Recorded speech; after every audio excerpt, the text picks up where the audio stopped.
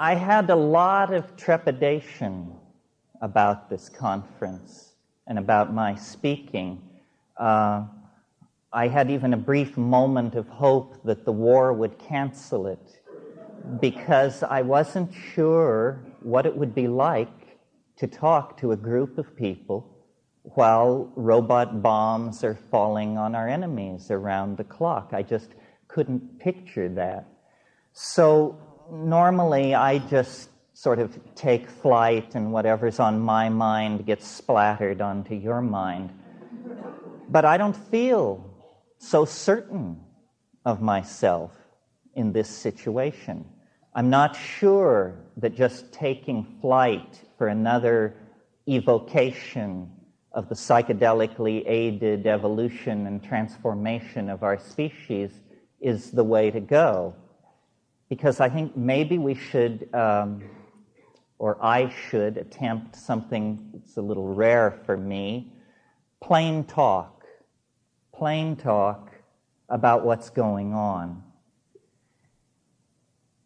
Yesterday, Bob Wilson got up and talked about the war, and then Tim cheered him on and put his stamp of approval on that. I thought it was great. And then we broke, and somebody cornered me for an interview, and they said, "What's with these guys dragging politics into this thing? This is not a political meeting."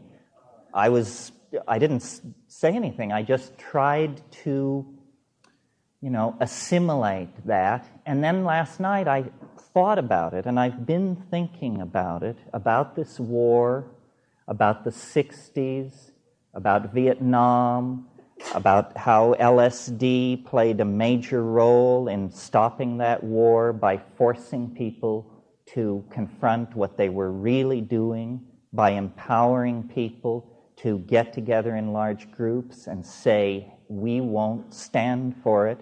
We won't put up with it." And even though the war is now 2 weeks old, whatever it is, for the first time, really last night, I got why it feels so bad to me personally, and by extension, I think, to all of you. Aside from all the horrors of war, which you have had rehearsed for you over the past 2 weeks, what really is a pisser about this is that it means for people my age and older, they didn't hear us.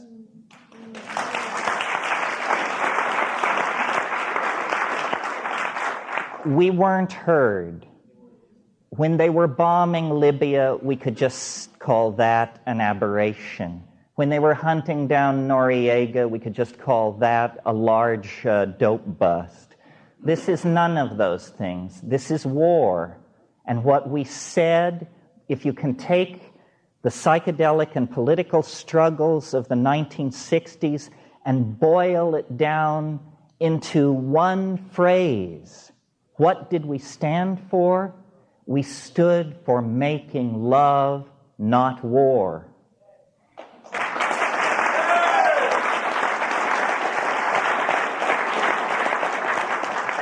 And ever since the Marines were shoved into the sea at Da Nang and the CIA was helicoptered off the embassy roof in Saigon, we've been able to hold a delicate and very tense balance between the view of the dominator, weapon-worshipping, old-style macho approach to things, and our own. And I think we all felt, I certainly did, last August when they began to move the chess pieces around, that we would not stand for it, that there was a we, and that we would not stand for it. And if you were able to keep your idealism intact until the congressional debate, when you felt then they represent us, they will stop it. After all, it's the opposition party to the administration. It's an anti-war party. They will stop it. And they went like sheep to the slaughter. To the slaughter. And they voted for it. So now we have no excuse. No faction was overridden. Nobody's rights were trampled on the path to this debacle. We, the people of the United States, by some staggering percentage, approve of this. Well, so that's to people like myself and Tim Leary and Bob Wilson and John Lilly and all the people who aren't here and all of you that I've grown up with and worked with, this is an abomination. We stand for consciousness expansion. Do you know how much you have to have for brains to wage war? It staggers the imagination.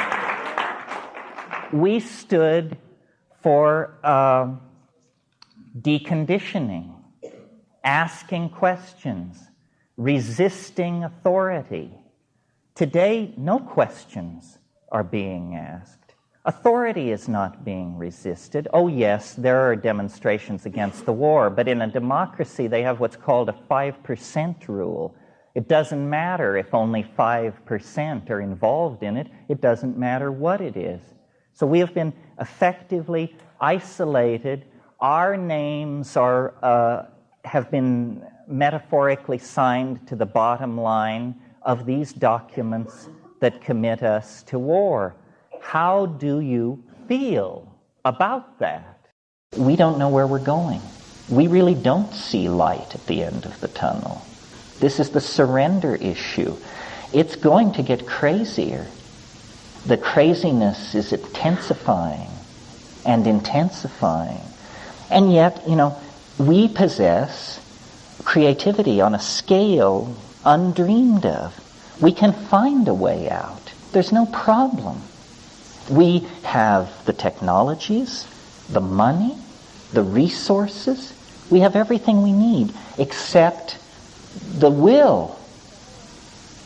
It's a mental quality lacking in us. The will to do it. The will to undertake planetary-sized projects. The will to make a plan that has a 20-year, a 50-year, and a 500-year benchmark.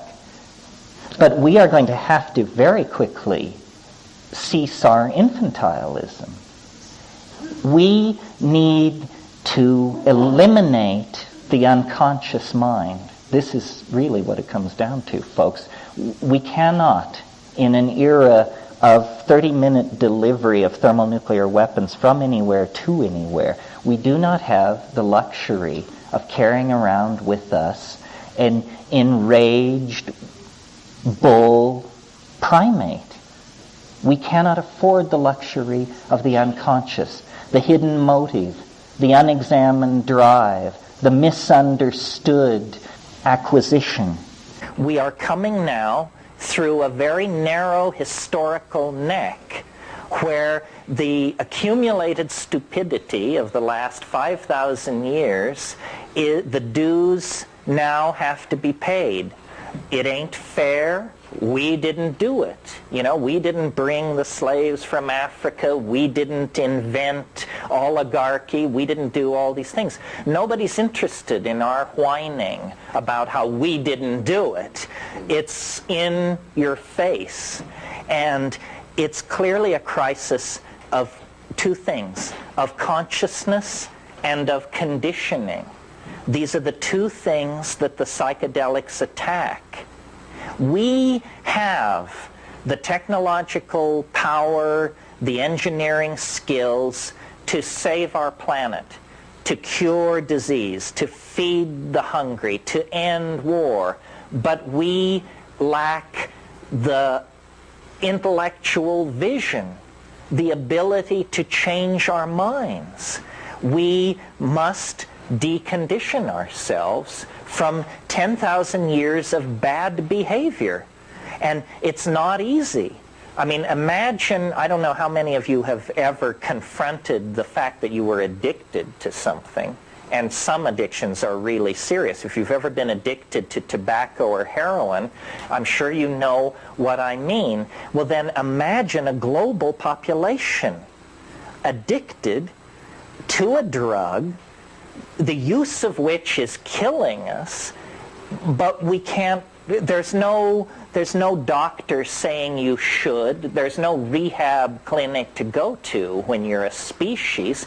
We are on an absolutely destructive bender that will end with the death of the earth, the impoverishment of its animal and plant population, and the collapse of our civilization into scarcity unless we can somehow restructure our psychology and get hold of ourselves. And psychedelics are the only thing I've ever seen work on an individual level to do that. I can't believe how constipated American institutions are. I mean, here we are under the aegis of a great crusading reformer from Arkansas. A new order in human affairs has dawned, but they suggest closing an air base out at Sacramento, and there are editorials as to whether we can survive the shock of this massive change. Well, I've got news for you. You better do your change-related calisthenics if that was heavy lifting, because what you've got coming at you is something very, very different. We are now in a position to actually make something of ourselves, extend the design process to human destiny, and produce something that will redeem 10,000 years of pogroms and migrations and attempted genocides and pointless wars and stupid religions that make people hate themselves and all the rest of it. If we're going to redeem that legacy, then we have to do something quite spectacular.